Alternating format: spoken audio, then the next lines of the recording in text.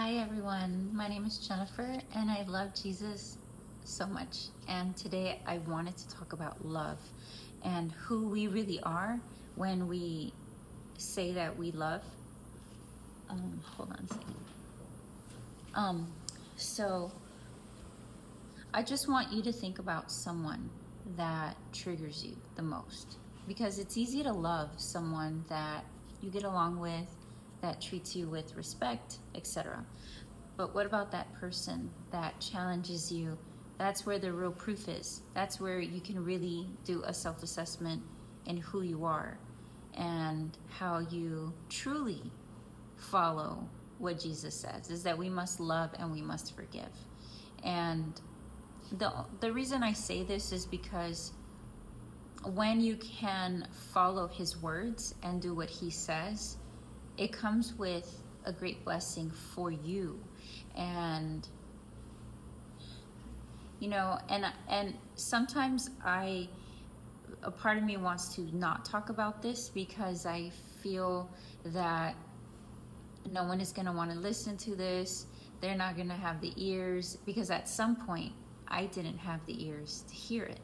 But if you are here and this title or something is telling you to keep watching it, then it's for a reason. And just know that I've been on both sides of the coin of not being ready to forgive. And then it took me about 20 years to finally understand the importance of that. And in a way, I'm happy that that nightmare is over now. And even though it took so long, me walking in that nightmare, it's when you resolve it, it's as if it never even happened. Like time just it's different. God's time is so different. So it's like I don't even remember the pain of it. Or rather, I don't feel the pain of it anymore. I still remember what it was like, and in simple words, it was mental torment. And the heart, like, you're just never at rest. You are never truly at peace. There's always like this underlying sense of anxiety and doom when you have unforgiveness in your heart. And sometimes we have to go through therapies. Some people decide to do cognitive therapy, cognitive behavioral therapy. Some talk therapy is enough. Others, they have to go out on some travel retreat to find the healing, or maybe all of the above. I did everything. I tried everything under the sun, almost everything. And the thing that really set me free was the Bible, and it was Jesus. I tried everything. And I want to say that there's even a verse in there that you will be confused by a lot of different ways of trying to get to the truth. And I made it here, and my life hasn't been better. Like, I would not trade this for anything. So that's why I'm huge on people forgiving others, because I know what it's like on the other side, and it's awful and it's terrible. And even if you don't have anyone to forgive, let's just say you're good with everyone, but you do get annoyed and people do push your buttons, and there could be someone in the future where you have to practice what Jesus tells us to practice, which is, or what he tells us, what happens to us when we believe in him and we fall in love with him. And he tells us that love is in us, and he is in us, and he has manifested himself within us. And if you think about what Jesus is love. And what is the definition of love? Love is so misconstrued here in the world, and I think that it's exciting. And the worldly love it makes you feel beautiful and wonderful, and sometimes it's the very thing that needs to be awakened for us to get that pep in our step again and give us motivation and inspiration. And So everything is created by God. Like, so it's not about shame. It's about just understanding what surfaces up inside of you, and then using it for your good. So I can give you a simple example. Let's say anger. Anger is not necessarily bad. Is it a sin to anger? Not if you just allow the anger to pass and you channel it in a different way, you express it in a way that's not going to cause any harm to you, to God, or to anyone. So when you feel like you're falling from grace, just see it for what it is. And there's no self-condemnation, there's self-correction. And you want to stay blameless as much as possible. To be perfect is impossible. Only Jesus is perfect. And our job is to become more and more in the likeness of our Creator, which is cleanliness, pure of heart, a sound mind, and all of the definitions under love, what biblical love really truly means. So we are who we are under pressure. I am not who I am when things are going great. That's easy.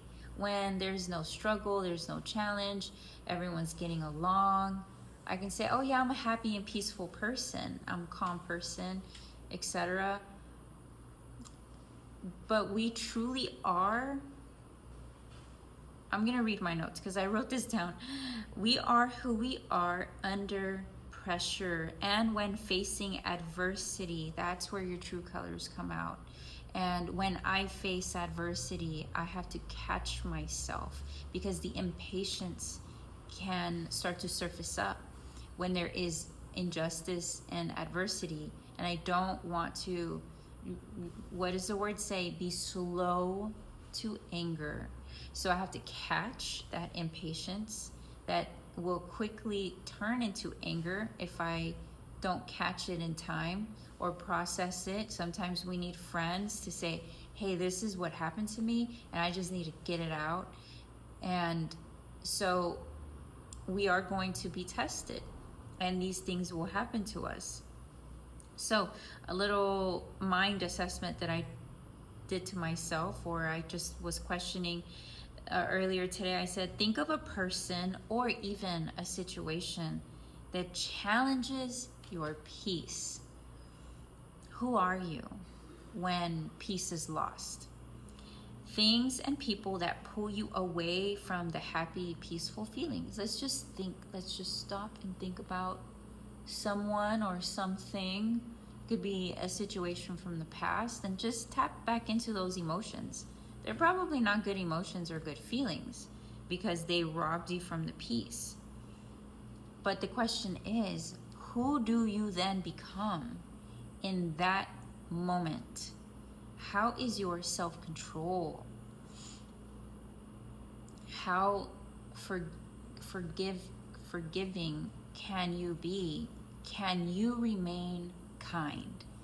Doesn't mean that you're nice and you're sweet and you allow people to run over you and cross your boundaries. You express yourself. If you're annoyed, you're annoyed. And you just say, you know what, right now I'm being really annoyed by this situation, and I'm just letting you know how I feel. And you have to just really get to know who you are and be able to learn how to communicate what you actually need. And this is actually something that I've been practicing with my own kids. You know, they'll come and complain and tell me, you know, all of the offenses that they experience, and sometimes they just want to vent, and sometimes they want your help. So you also have to figure that part out as well. But anyway, I don't want to veer off too much. Step one is you have to visualize the person or the situation that really triggers you, because it's gonna happen. That's why being a human is very challenging. And also, the only relationship that is everlasting is the one that you have with God. Everyone else is a reflection to how you connect and disconnect from God. Okay, I'm going to say that again. The only true relationship, not authentic, but the only everlasting relationship that you're going to have is the one with God. And all of the other interactions that you have with people, it's a reflection of your disconnection and your connection to God. It all reflects back to how much you're connecting back to God when you are challenged with. There's so many things you could be challenged about. What is it that you do? Do you burrow into your anger and then you begin to sin by being wrathful and have spouts of rage, say hateful things, hurtful things that you will later regret? Or do you draw closer to God and say, Lord, hold me back, Jesus, hold me back, because without you, I will completely disconnect from love. So having Christ at the forefront, put it right here, como nopal en la frente. Put Jesus at the very forefront of your life. And depending on the challenges that you face, you will either move closer or move further away from him. So remember, what is love? We have to remain in love. And it's not the worldly, exciting love that I think it's okay, it's fine, but it's not sustainable. It's very fleeting, the worldly love. And it's not that I'm like trying to cast shade on it. I love the worldly love too, like the desire and the passion and love and all of that ooey gooey stuff that makes the world turn. But if you're not rooted in biblical love, then how would you sustain that human love? It's a lot harder. It'll fizzle out a lot quicker. But if you are rooted in God's love, then you can always bear fruit again in the worldly love. You can always reignite the passion. You can always make things exciting again, because your tree of love, it's solid, and you're doing it right by putting God's love as the foundation. And it's like if you try to plant a tree on like really bad soil and very surface, it's going to topple over. It's not going to withstand storms, things like that. So I'm going to, so God's love. What did God say? Not what did Jen say about love, but what did Christ say about love? So it's patient. Think about that. Think about how challenging being patient requires. A lot of deep breaths and a lot of holding back and a lot of letting the other person speak until they are completely done speaking. Have you ever gotten into a argument or a heated conversation and you interrupt the person and it just irritates that person even more, and they feel like they have to start from square one all over again, and they repeat themselves? So a tip on communication there is allow the person to get their final last word from their point of view, and then take a pause and actually listen intently to what they're saying, instead of you hear the person talking and you're already coming up with the answer. You're not listening, you're thinking, and you're already arguing without them even being heard completely. So that's just what has helped me in my home with my kids and my friends and everyone that I come in contact with. That's just like a universal communication law. Okay, so patient.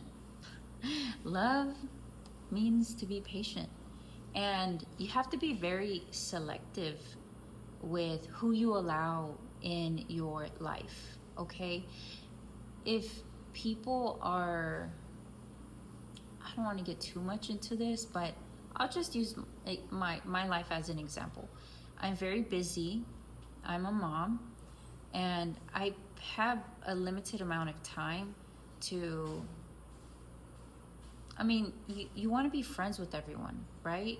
But that's not possible. So you have to be very selective with who you allow in your little bubble. Okay? So I just thought that I should mention that. So to be kind. To be kind is to show love. To be kind to someone that is rude to you, that is showing you injustice, that's hard. That's why biblical love is not easy. Worldly love is so easy. And also, love is that you are genuinely happy for other people's wins. You really feel happy for the good things that are happening in their life. Hola, mama. I won't be long, okay? And then also, love is to be humble. So you don't seek, you're not always like seeking attention and validation outside of you and your relationship with God. Like, He's plenty. And what He says about you, you can feel that. And you don't need other humans to validate who you are. So love, you are, you don't need to boast. You stay humble and you seek Him. And then also, love means to have a teachable spirit. If you have had a certain way of belief or certain way of doing life, and you are so closed-minded to new revelations, because God will always reveal new things to you, always, until the day you die. And if you stay stuck in your ways, then that's not love. That's being prideful. I know better. But you're not allowing God to come and give you new messages.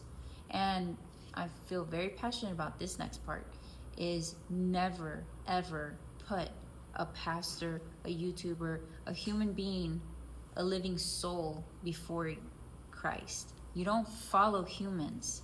You follow God. You follow Jesus. You follow His final word. This is why it is imperative that you read the word for yourself, because there's so much false information out there that you'll be swayed. Like, oh, I'm going to follow what this person says, and now I'm going to follow what that person says, and you don't even know their background. You don't know how they live their own life, and who is that person anyway compared to Jesus. So I understand that at the beginning you're wanting to learn, who, like, what the Bible is and who God is and all of this stuff, and it's okay to learn and watch videos and go to church and learn from different pastors and everything. I think that's feeding you, but that's not your lifeline. Your lifeline is you, the Word, and God. It's you and God, and how, because it truly is the living Word. That's like the portal. If I could use some sci-fi words here, that's the portal for God to speak to you. You open the portal and He will speak to you. And how do you get good at it? You do it every day until you learn the feeling of when God is speaking to you. You start to learn how He communicates specifically with you, because the way He communicates with others is not going to be the same way that He communicates to you. It could be similar in some senses, but your walk with Him is incredibly unique. So another thing too, that what love is, and you can ask yourself if you are able to show up in this way when you get triggered by a person or situation, is, are you gentle? Are you gentle in your tone?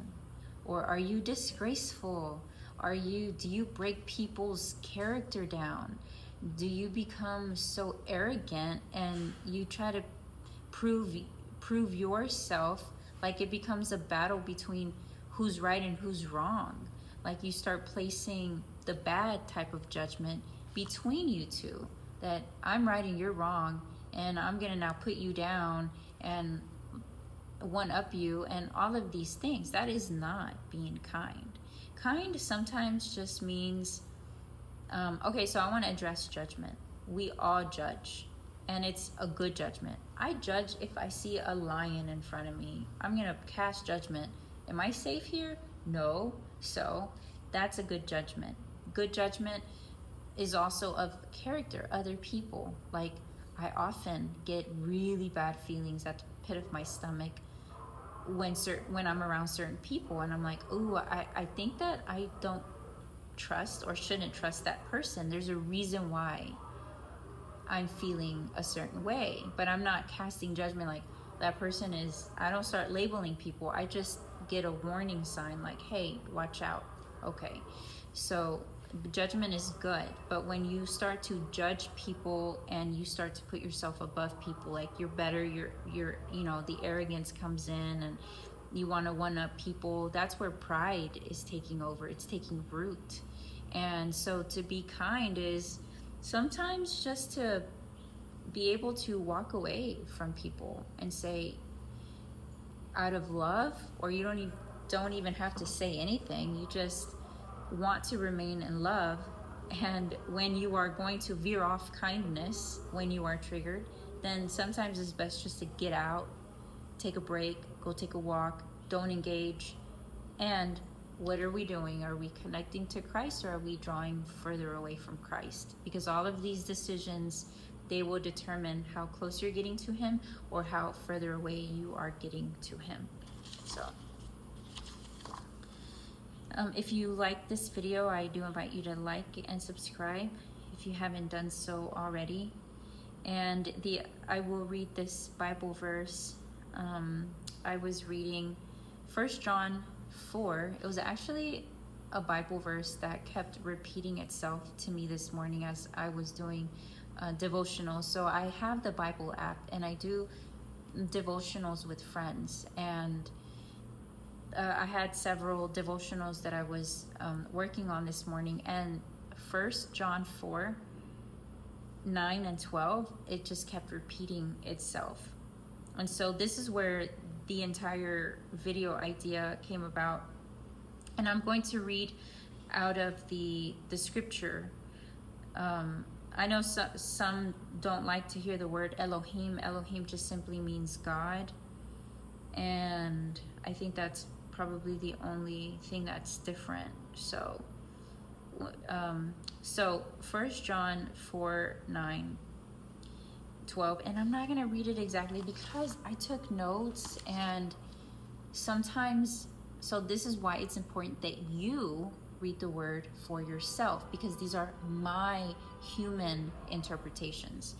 I did write part of it that is verbatim, and then I don't know where, because I write in pencil too, where then I write my thoughts. So don't quote me exactly on this. I'm just a human being. I'm not Jesus. Jesus wants you to go read the word for yourself. But okay, I'll read what I wrote.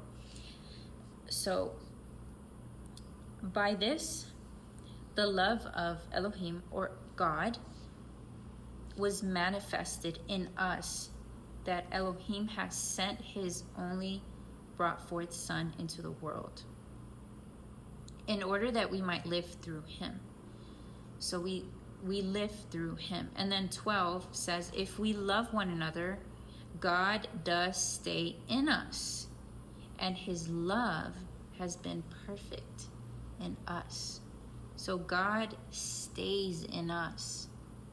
But where do we position ourselves? Are we staying in him when we're triggered, or are we drawing away from him? And his love has been perfect in us.